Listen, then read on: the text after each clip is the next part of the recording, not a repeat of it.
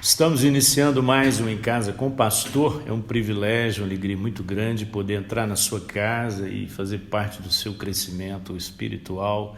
Lembrando que os nossos Em Casa com o Pastor têm sido usados para as devocionais familiares e também para as reuniões no aplicativo Zoom dos pequenos grupos. Hoje eu quero falar sobre onde está a plenitude da vida, né? Eu quero ler Colossenses capítulo 1, versículo 9 a 14, que diz assim: por essa razão, desde o dia em que o ouvimos, não deixamos de orar por vocês e de pedir que sejam cheios do pleno conhecimento da vontade de Deus, com toda a sabedoria e entendimento espiritual. Isso para que vocês vivam de maneira digna do Senhor e em tudo possam agradá-lo, frutificando em toda boa obra, crescendo no conhecimento de Deus e sendo fortalecidos com todo o poder, de acordo com a força da sua glória, para que tenham toda perseverança e paciência com alegria, dando graças ao Pai que nos tornou dignos de participar da herança dos santos no reino da luz.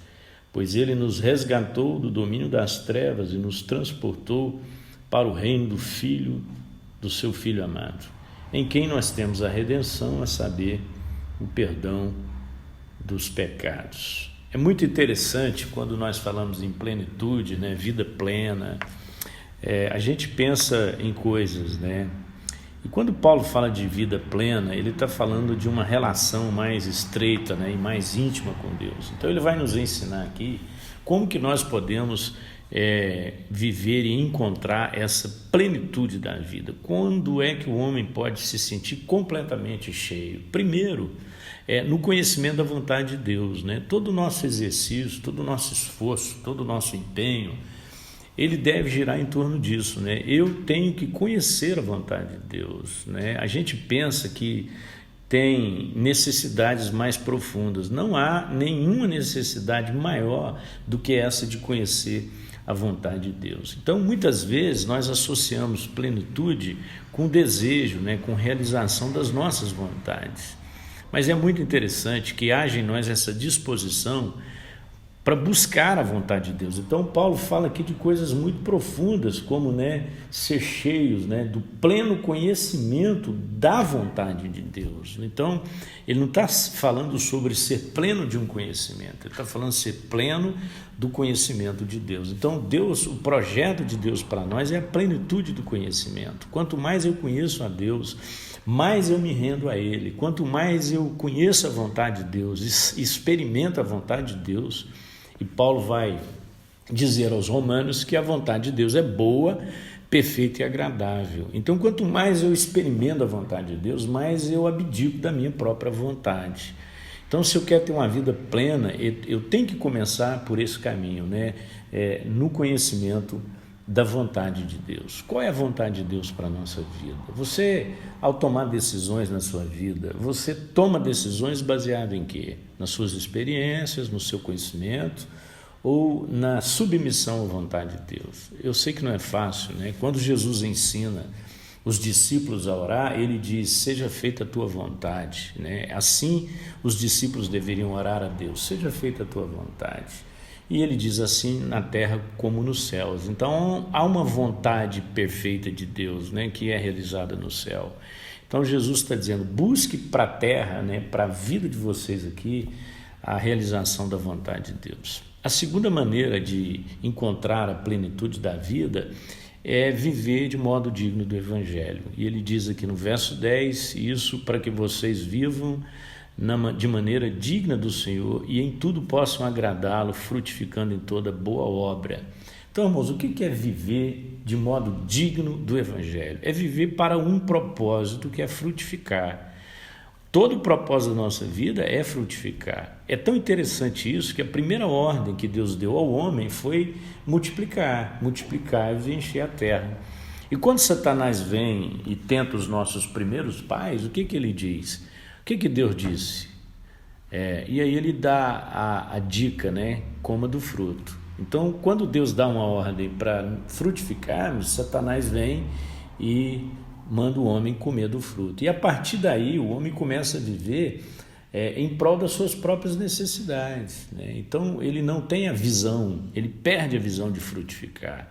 Então viver de modo digno do Evangelho é frutificar, é pensar nas coisas do alto, né? Onde Cristo vive. Muitas vezes os nossos olhos estão fixos aqui nesse tempo, né? Nesse mundo, nesse chão, e perdemos as maiores oportunidades da nossa vida, que é pensar e buscar as coisas lá do alto. Que você use esse tempo aí para avaliar se de fato nós estamos vivendo de modo digno do Evangelho. E aí ele vai dizer que envolve perseverança, envolve paciência, envolve alegria.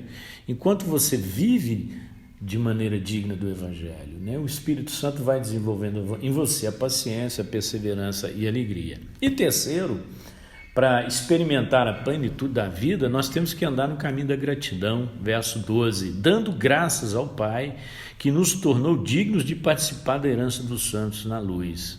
Gratidão. A gratidão, ela é inclusiva, né?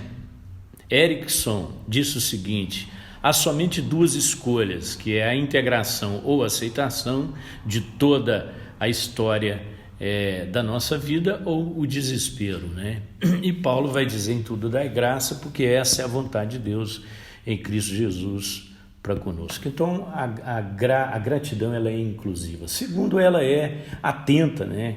A gente, quando fica dispersos e perde, né, a percepção do que Deus está fazendo, a gente fica ingrato. Então tem que estar atento aos movimentos, às ações, às intervenções e aos favores de Deus, né? Muitas vezes, né, pensamos que o grande pecado do povo de Israel foi idolatria. Não foi, foi a murmuração, né? Isso está lá no Salmo 95. Deus está desgostado com aquela geração porque é um povo que é ingrato de coração, um povo que murmura. Então a gratidão é uma forma de experimentarmos uma vida plena. E a gratidão é contagiosa, né? Quando você convive com gente que só reclama, que só murmura, aquilo faz muito mal para você. E quando você convive com gente que é agradecida, né? Que tem gratidão no coração, é tão gostoso, né? Então essas coisas são contagiantes. Eu tenho que contagiar o mundo, né, com aquilo que é bom. E o que é bom? A minha atitude de gratidão. E ele disse que a gratidão, ela é teocêntrica, né?